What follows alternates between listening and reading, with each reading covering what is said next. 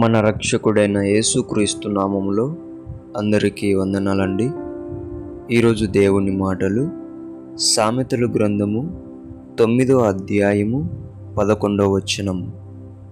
నా వలన నీకు దీర్ఘాయువును కలుగును, నీవు జీవించు సంవత్సరములు అధికములగును. ప్రియమైన దేవుని బిడ్డలారా, ప్రతిరోజు కన్ను మూసి కన్ను తెరుస్తున్నాం. మనకు ప్రతి దినం, ప్రతి నెల, ప్రతి సంవత్సరం గడుస్తూ క్షేమముగా మనం బ్రతుకుతున్నాం. అంటే దేవుని వలన మనకు దీర్ఘాయువు కలుగుతుందని ప్రతి ఒక్కరూ జ్ఞాపకం ఉంచుకోవాలి.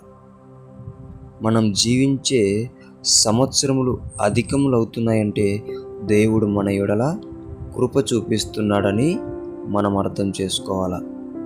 దేవుని బిడ్డలారా, ఎన్ని బాధలున్నా, ఎన్ని కష్టాలున్నా, ఎన్ని ఒడిదుడుకులున్నా దేవుని మీద విశ్వాసం ఉంచి ఆయనను నమ్మి ఆయనను పట్టుకొని నడవండి.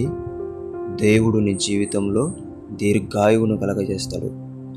దేవుడు నీ జీవితంలో మంచి నీవు జీవించే సంవత్సరములను అధికము చేస్తాడు.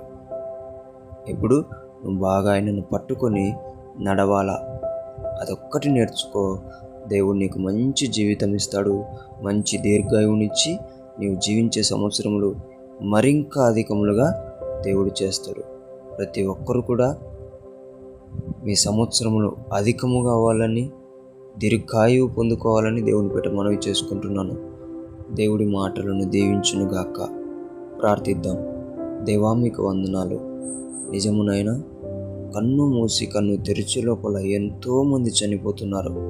కానీ నీ బిడ్డనైన మమ్మల్ని తండ్రి, కంటి పాపల మమ్మల్ని కాపాడుతున్నావయ్యా. తండ్రి నైనా మాకు దీర్ఘాయువునిచ్చి మేము జీవించే సంవత్సరములను అధికం చేస్తున్నావయ్యా. నీకే వందనాలయ్యా. ప్రతి బిడ్డ జీవితంలో ఎన్ని ఒడిదుడుకులున్నా, ఎన్ని కష్టాలున్నా, ఎన్ని నిందలు పడినా నేను వాటన్నిటిని ఎదుర్కొని నీ చెయ్యి పట్టుకొని దీర్ఘాయువును సంవత్సరములు అధికములవులాగన సహాయం చేయమని యేసు నామమున ప్రార్థిస్తున్నాం తండ్రి. ఆమేన్.